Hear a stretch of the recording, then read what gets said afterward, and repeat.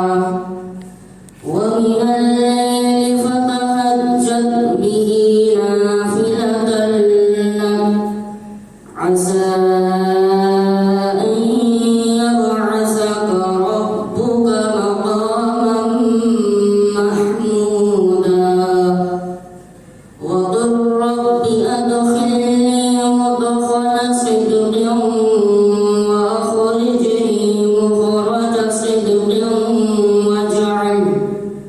واجعل لي من لدنك سلطانا نصيرا وقل جاء الحق وزهق الباطل إن الباطل كان زهوقا صدق الله العلي العظيم.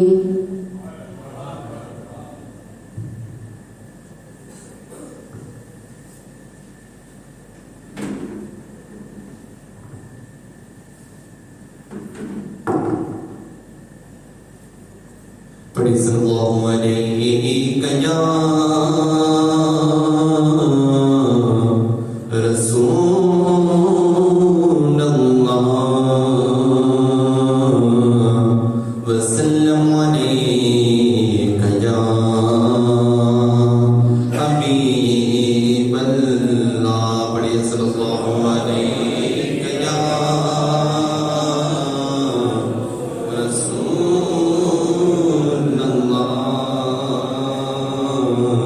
وسلم علیک یا حبیب اللہ. باطل جب جب بدلے تیمر، باطل جب جب بدلے تیمر، آیا ہے تب تب میری زبان پر نعرہ تکبیر اللہ اکبر، نعرہ تکبیر اللہ اکبر، نعرہ تکبیر اللہ اکبر، نعرہ تکبیر اللہ اکبر. پیارے نبی نے جینا سکھایا، باخدا انسان ہم کو بنایا. پیارے نبی نے جینا سکھایا، باخدا انسان ہم کو بنایا. پہنایا پہنایا پہنایا اپنا کو ایمان کا زیور، نعرہ تکبیر اللہ اکبر، نعرہ تکبیر اللہ اکبر، نعرہ تکبیر اللہ اکبر. خود بھی جیو جینے دو سبھی کو، ایذا نہ پہنچاؤ خود سے کسی کو. خود بھی جیو جینے دو سبھی کو، ایذا نہ پہنچاؤ خود سے کسی کو. اسلام اسلام اسلام کا یہی درس منور، نعرہ تکبیر اللہ اکبر، نعرہ تکبیر اللہ اکبر. صدیق و فاروق و عثمان و حیدر، اصحاب و ازواج و شبیر و شبر. صدیق و فاروق و عثمان و حیدر، اصحاب و ازواج و شبیر و شبر. ان سب کا ان سب کا ان سب کا احسان ہم سب کے اوپر، نعرہ تکبیر اللہ اکبر، نعرہ تکبیر اللہ اکبر. بغدادی میں خانہ چلتا رہے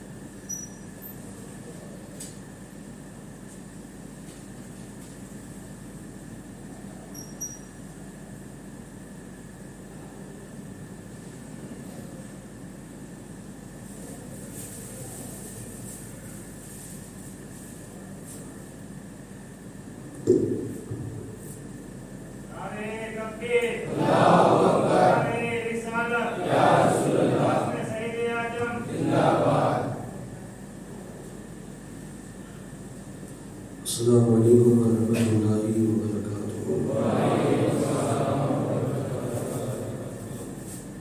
الحمد للہ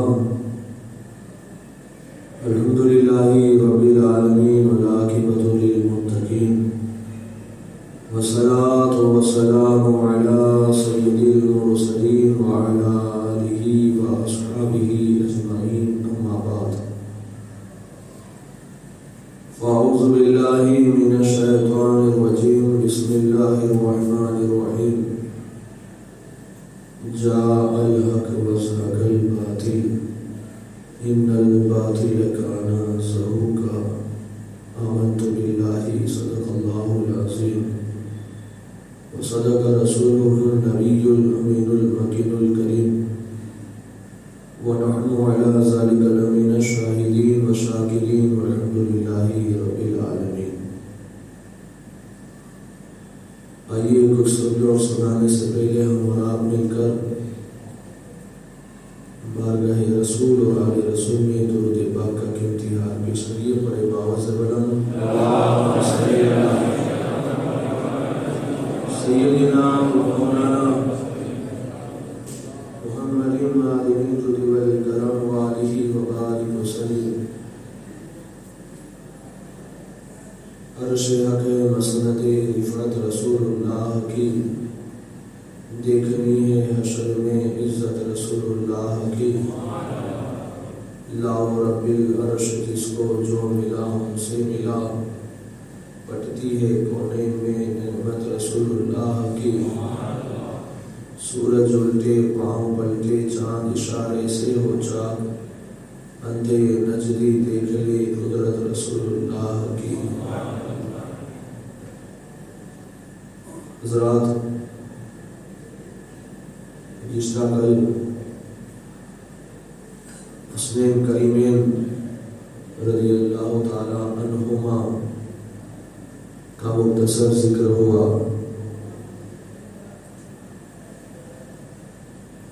مولا کائنات مولا علی شہ خدا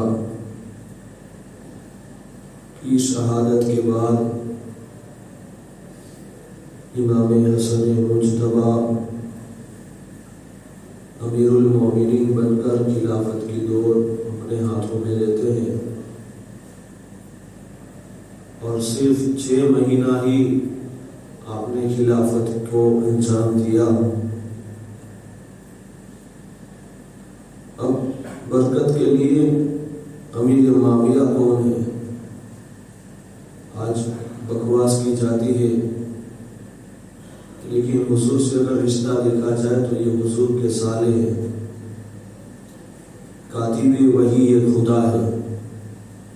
حضور کی بارگاہ میں جب جبرائیل قرآن کی وحی آیت نازل فرماتے، وحی لے کر آتے، تو حضور کی بارگاہ میں 13 صحابہ تھے جو اس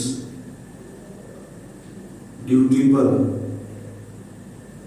جس کو حضور نے منتخب فرمایا تھا، سب سے پہلے تو حضور کے 4 یار اور پھر امیر معاویہ بھی۔ ان کا اسلام لانا صلح حدیبیہ کے موقع پر ثابت ہے، لیکن مشیت کے ماتحت چھپا کے رکھا تھا، اور فتح مکہ کے دن آپ کا ایمان ظاہر ہوا۔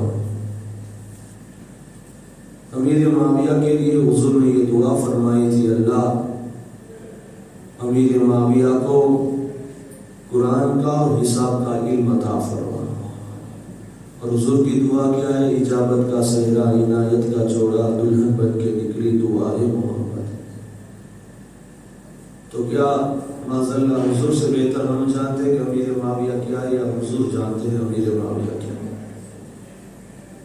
پھر ایک حدیث پاک میں حضور نے یہ بھی فرمایا، امیر معاویہ جب تم امیر بنو، مخلوق خدا کے ساتھ رحم کرنا۔ گویا حضور کا یہ جملہ اس بات پر دلیل تھا کہ امیر معاویہ امیر بھی بنیں گے۔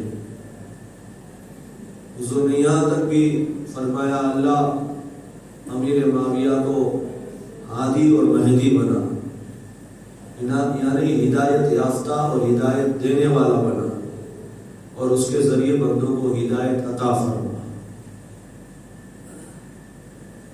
امیر معاویہ کو آج لوگ برا بھلا اس لیے کہتے ہیں کہ وہ یزید کے بابا ہیں. امیر معاویہ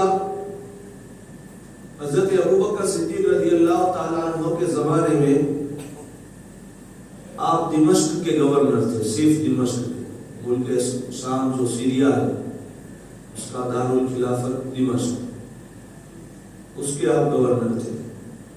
اور عمر فاروق اعظم کے زمانے میں بھی آپ دمشق کے ہی گورنر تھے. اور جب عثمان غنی کا زمانہ آیا تب عثمان غنی نے آپ کو پورے ملک شام کا یعنی کہ سیریا کا گورنر بنایا. 20 سال دمشق کے گورنر رہے، 20 سال سیریا کے پورے شام کے گورنر رہے، اور پھر بچے 10 سال امیر المومنین بن کر رہے. اب مولا علی اور امام حسن سے ان کی محبت دیکھو. جنگ صفین کے موقع پر قسطنطنیہ کا جو گورنر بادشاہ تھا جو غیر مسلم تھا، اس نے آ کر کہا کہ امیر معاویہ میرا لشکر تیرے ساتھ ہے، معاذاللہ مولا علی شیر خدا کو قتل کر دو. امیر معاویہ نے مسکرا کر فرمایا تو مولا علی شیر خدا کو قتل کرنے کی بات کرتا ہے؟ میں دیکھتا ہوں ابھی میرے اور علی کے درمیان صلح ہو جائے گی اور پھر علی کی اجازت دے کر میں تجھ پر چڑھائی کروں گا اور علی کا نہیں تیرا سر قلم کروں گا. اور ہوا بھی ایسے. مولا علی کی اجازت لے کر آپ نے سب سے پہلے جو جنگ لڑی وہ قسطنطنیہ کی جنگ لڑی، اور وہیں جا کر اس کا جو بادشاہ تھا اس کا سر دھڑ سے جدا کیا اور کہا کہ تو نے اس دن علی کے سر کو جدا کرنے کا کہا تھا، آج میں وعدہ پورا کرتا ہوں تیرے سر کو جدا کر. اور امام حسن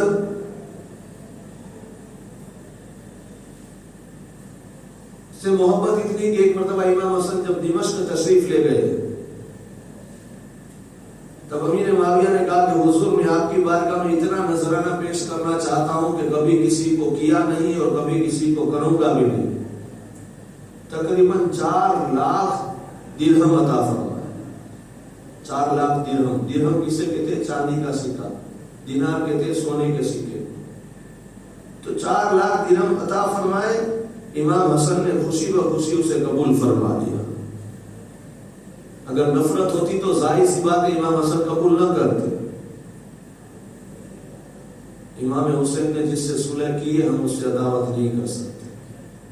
ہم سے بہتر تو وہی جاننے والے تھے امام حسن. اور جب مولا علی کائنات کا وصال ہوا تو آپ امیر المومنین بن کر دمشق ہی میں رہتے تھے. تو دمشق کے لوگوں کو جو بڑے بڑے شعراء حضرات تھے، شاعر تھے، اس سے کہتے کہ علی کی شان میں قصیدہ پڑھو، جو قصیدہ پڑھے گا اسے انعام سے نوازا جائے گا. ایک بندے نے قصیدہ پڑھا، آپ نے 1 لاکھ درہم عطا فرمایا. دوسرے بندے نے ایک شعر پڑھا، آپ نے 1 لاکھ درہم عطا فرمایا.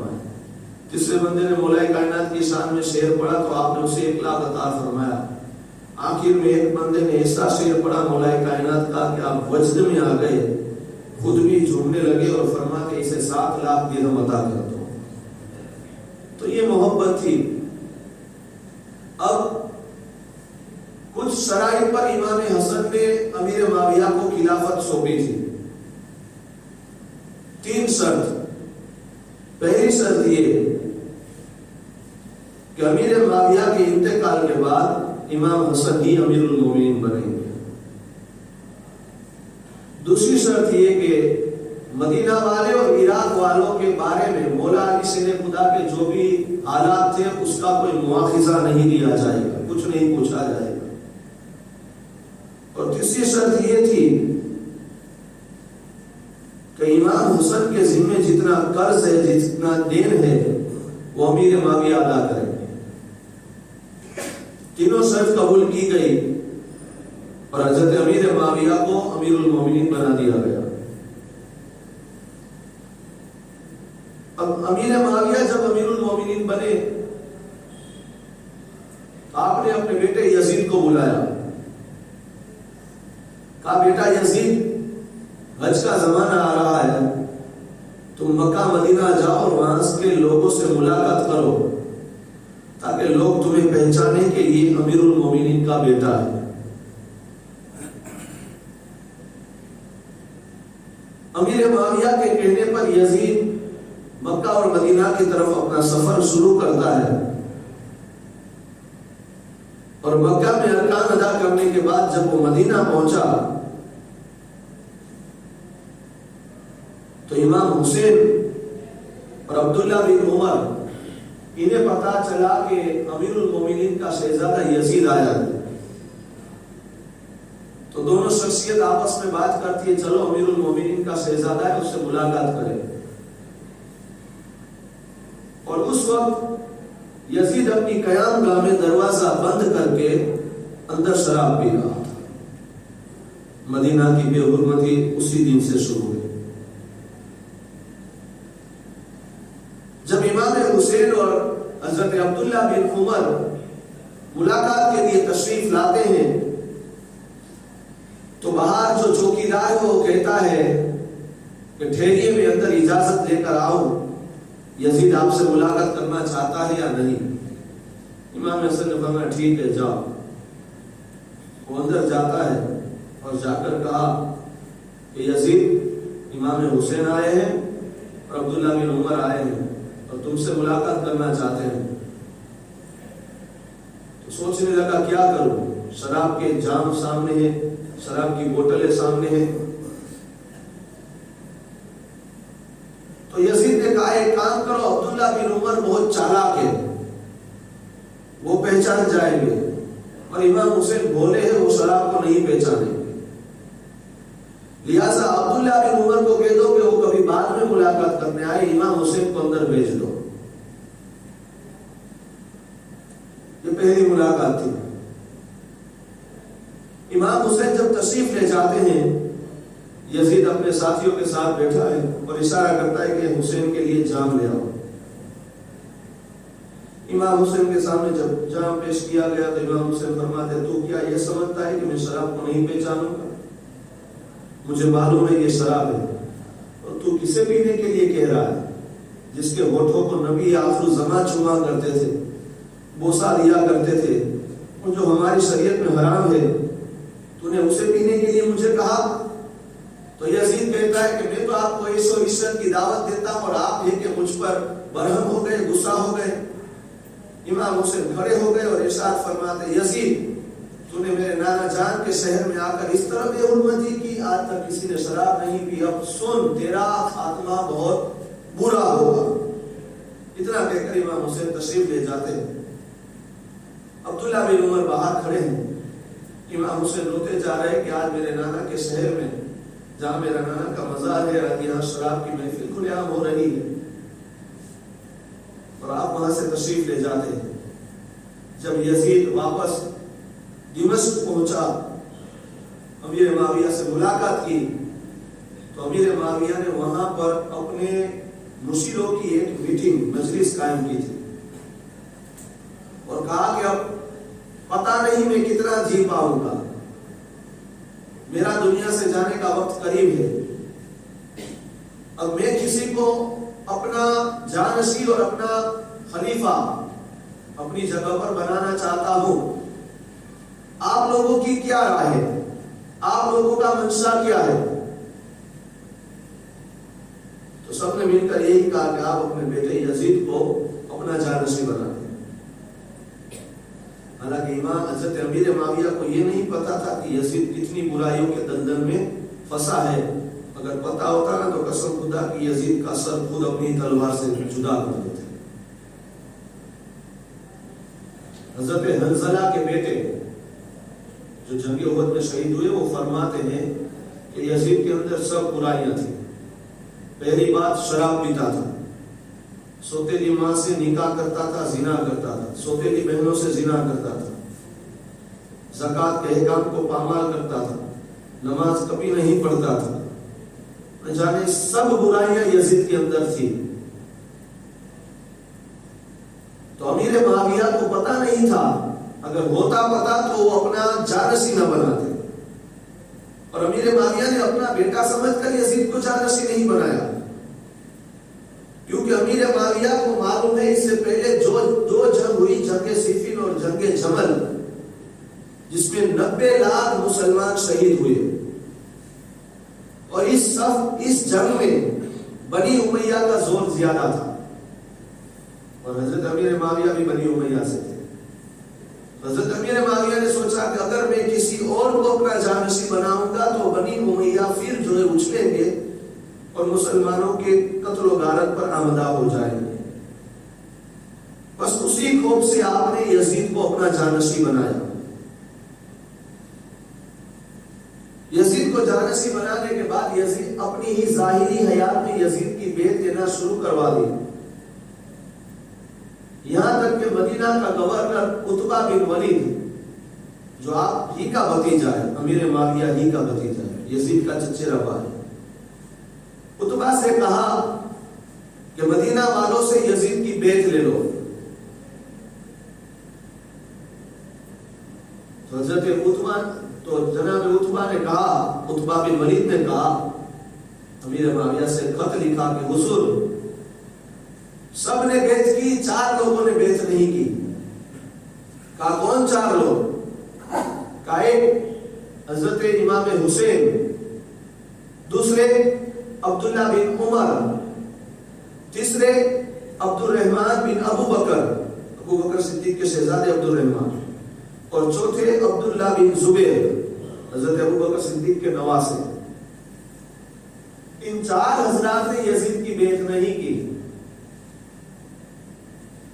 تو امام حسین نے اور ان کے جو 4 ساتھیوں نے بیعت نہیں کی، تو امیر معاویہ دمشق سے خود آیا مدینہ، اور آ کر ان 4 نفوس قدسیہ کے ساتھ بات چیت کی کہ حضور آپ بیعت کر لے۔ تو امام حسین فرماتے ہیں امیر معاویہ آپ ہمارے امیر بلا شک و شبہ ہے، ہم آپ کو اپنا امیر بھی تسلیم کرتے، لیکن رہی بات آپ کے بیٹے یزید کی تو ہم اس کو امیر نہیں مانتے۔ امیر معاویہ کچھ نہیں بولے، واپس لوٹ آئے، اور جب آپ کا آخری وقت آیا نا تب آپ نے یہ دعا کی تھی، اللہ اگر میں نے اپنے بیٹے یزید کو جس مراد سے امیر المومنین بنایا ہے، اگر وہ مراد میں کامیاب ہوا تو اس کی خلافت کو قائم رکھنا، اگر وہ میرے بتائے ہوئے نقش قدم پر نہ چلا تو خلافت تو چھیننا، جلدی موت دے دینا۔ سوچو بیٹے کے حق میں باپ اس طرح دعا کب کرتا؟ کیا کہا؟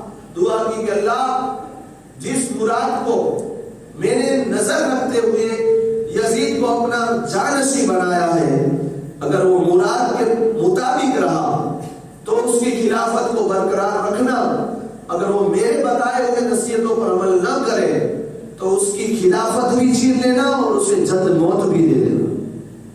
اور ہوا بھی ویسا، اور مختصر عرصے میں ہی یزید چل بسا۔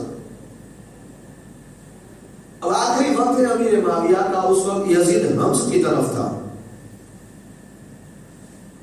یزید کو بلایا گیا، یزید دمشق پہنچا، امیر معاویہ نے کہا بیٹا سنو، اب یہ شیعہ کی روایت ہے، جو ایسے امیر معاویہ کو گالی دیتے ہیں معاذ اللہ، لیکن یہ ان کے بڑے ایک عالم کی جو ہے روایت ہے، وہ کہتے ہیں کہ امیر معاویہ نے آخری وقت میں یہ وصیت کی کہ 4 لوگوں نے تیری بیعت کو قبول نہیں کیا۔ سب سے پہلے عبداللہ بن عمر، تو ان کی طرف سے تجھے کوئی اندیشہ نہیں، وہ جب دیکھو تب کھانے کعبہ میں قرآن کی تلاوت کرتے ہیں، ان سے کوئی لینا دینا نہیں۔ رہی بات عبد الرحمن بن ابو بکر، تو ان سے بھی کوئی لینا دینا نہیں۔ رہی بات عبداللہ بن زبیر، تو سنبھل کے لینا اس سے، وہ حق اور باطل کے درمیان اپنی تلوار ہر وقت رکھتے۔ اور چوتھے شہزادے امام علی مقام امام حسین، وہ جو کہے وہ مان لینا،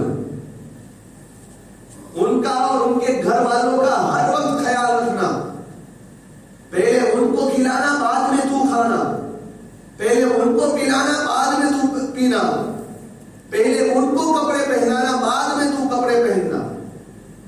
تو یزید اس وقت کہتا ہے اب حضور ٹھیک ہے، آپ جو کہو سر آرام پر۔ یہاں جیسے ہی حضرت امیر معاویہ کا انتقال ہوا، فوراً یزید نے، کیونکہ امیر معاویہ نے یزید کو یہ بھی کہا تھا کہ کسی اچھے آدمی کے ہاتھ سے مجھے غسل دینا، جانتے تھے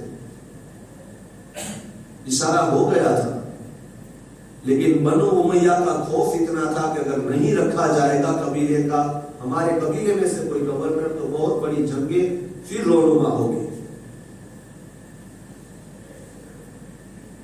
آخری وقت میں وصیت کرتے میرا کفن باہر سے مت خریدنا۔ ایک مرتبہ جب حضور کی دربار میں تھا تو حضور نے اپنے کاندھے سے چادر اتار کر مجھے تحفہ عطا فرمایا ہے، اسی چادر کو میرا کفن بنا دینا، اور حضور کے چند ناخن مبارک اور چند بال میرے پاس ہیں، حضور کے ناخن کو میرے لب پر رکھنا اور حضور کے بال مبارک کو میری آنکھوں اور میری پیشانی پر رکھنا، مجھے یقین ہے اللہ اسی کی صدقے میری مغفرت فرما دے گا۔ اور پھر وصیت کرتے امیر معاویہ نے، یزید اگر امام حسین سے برا سلوک کیا تو خیر نہیں تیری، کوئی پرسی سے حال تیرا حشر میں نہیں ہوگا، کوئی تیری مغفرت نہیں کرے گا، میں اللہ رسول کے سامنے کیا منہ دکھاؤں گا۔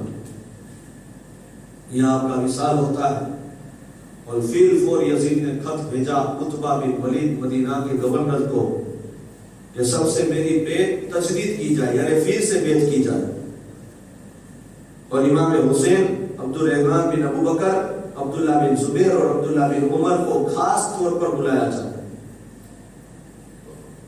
عتبہ بن ولید اگرچہ آپ کا چچیرا بھائی تھا لیکن رحم دل بہت تھا۔ خط ملتے ہی اس نے جو ہے اپنے مشیروں سے مشورہ کیا کہ کیا کیا جائے۔ امیر معاویہ پردہ فرما چکے ہیں اور یزید تخت پر بیٹھ گیا ہے، تو لوگوں نے کہا کہ یزید نے جو کہا ہے وہ کیا جائے، لوگوں کی بیعت تجدید کی جائے۔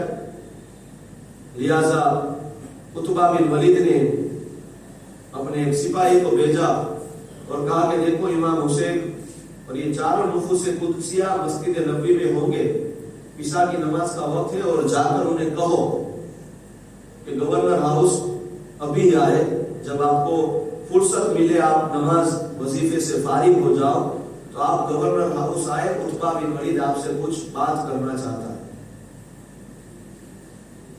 اور عتبہ بن ولید کے دربار میں مروان تھا، جس کے بارے میں آقا نے ارشاد فرمایا یہ گلگت کا بیٹا گلگت ہے۔ جب امام حسین کو قاسم کے ذریعے یہ خبر پہنچی تو امام حسین عبداللہ بن عمر اور عبداللہ بن زبیر کو بلاتے اور کہتے ہیں کیا کیا جائے؟ کہا حضور رات کے وقت نہیں جانا، ہم کل صبح جائیں گے۔ امام حسین فرماتے نہیں، اب جب بلایا ہی ہے تو چلے جائے، ورنہ پھر ہم لوگ جو ہے نشانے پر آ جائیں گے کہ آپ کو بلایا گیا تھا اور آپ آئے نہیں۔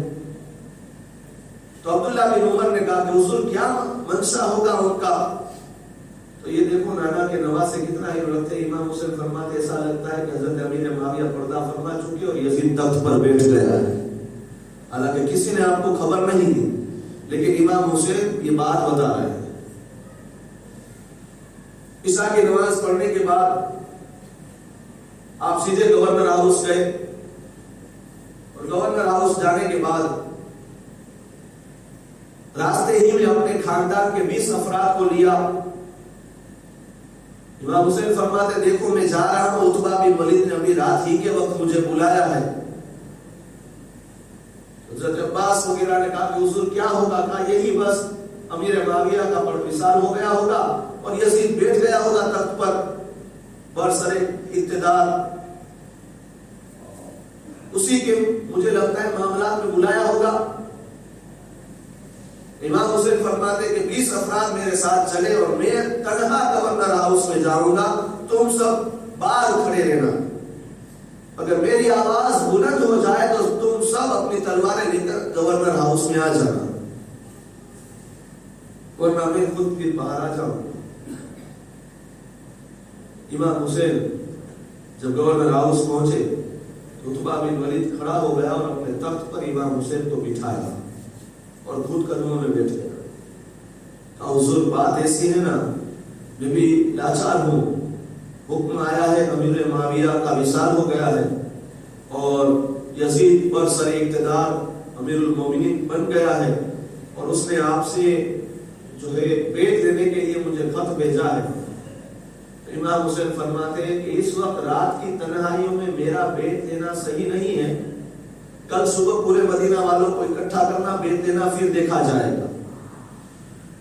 امام حسین جب چلنے لگے تو مروان کہتا ہے عتبہ ابھی تیرے پاس وقت ہے، ان کے سر کو معاذاللہ قلم کر دے، اگر یہ آج بچ کر نکل گئے تو پھر تیری ہاتھوں سے باہر رہیں گے، تو کچھ نہیں کر سکے گا۔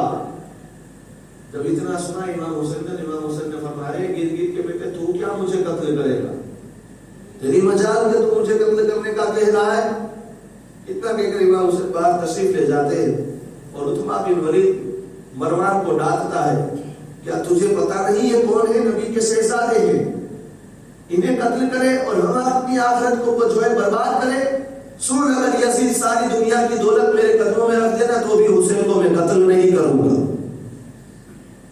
اب امام حسین سمجھ گئے اب یہ لوگ مجبور کرتے ہیں، لہذا امام حسین پھر مسجد نبی میں پہنچے اور حضور کے دیار کے پاس کھڑے رہ کر نفل نماز پڑھنا شروع کر دیتے ہیں اور روتے جا رہے ہیں، اور اسی عالم میں حضور سے عرض کیا کہ حضور میں کس سے مشورہ کروں، کون میرا رہا ہے؟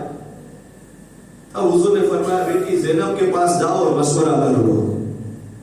لہذا امام علی مقام امام حسین حضرت زینب کے پاس آئے اور آ کر مشورہ کیا کہ بہن زینب بات ایسی ہے کہ یزید کی بیعت پر ہمیں مجبور کیا جاتا ہے، کیا کیا جائے؟ کیا ہم مدینہ چھوڑ کر مکہ چلے جائیں؟ حضرت زینب نے کہا بھائی جان پہلے یہ بتائیے چھوڑو گے تو کیا ہوگا اور نہیں چھوڑو گے تو کیا ہوگا؟ امام حسین فرماتے ہیں اگر مدینہ شریف نہیں چھوڑوں گا تو یزید کی بیعت کرنی رہے گی، اور یزید کی ہاتھوں پر اگر بیعت کی تو حق کا جو ہے خاتمہ ہو جائے گا، لوگ باطل کے آ کر جھکیں گے اور میری مثال صبح قیامت دے گے کہ حسین خود جھکے تھے۔ اور اگر میں مدینہ شریف چھوڑ کر جاؤں گا، اگر جب مجھے قتل ہونا پڑے، شہید ہونا پڑے، اپنی جان کو رائے خدا میں سپرد بھی کرنا پڑے، لیکن نبی کا دین صبح قیامت تک سلامت رہے گا۔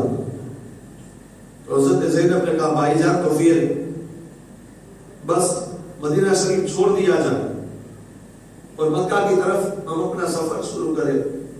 امام حسین سب سے پہلے حضرت عباس کے ساتھ حضور کے دیار پر آئے، اور امام حسین کی شہزادی اس وقت حضرت سغرا، انہیں پتا چل گیا کہ میرے والد اپنے قبیلے کو لے کر مدینہ چھوڑ کر مکہ کی طرف جا رہے ہیں، اور جناب سغرا بیمار تھی تو وہ جا کر حضور کے حجرے میں مزار شریف کے اندر جا کر اندر سے دروازہ بند کر دیا۔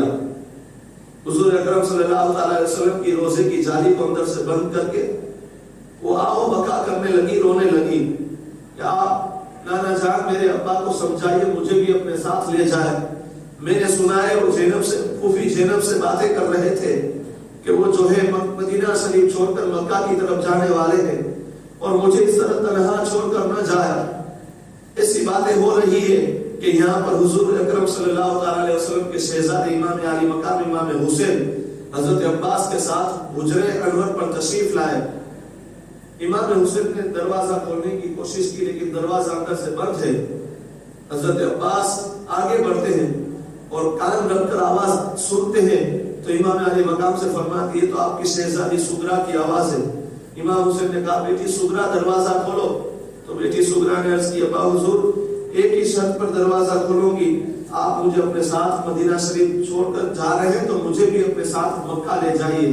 اب حضرت زینب کو بلایا گیا، لہذا جب حجرہ کھولا حضرت سغرا کو جیسے تیسے منایا گیا، اور پھر حضور اکرم صلی اللہ علیہ وسلم کی تربت کے پاس امام حسین امام علی مقام تشریف فرماتے ہیں۔ ایک طرف بہن زینب جو ہے بیٹھتی ہے اور دونوں زاروں قطار روتے ہیں۔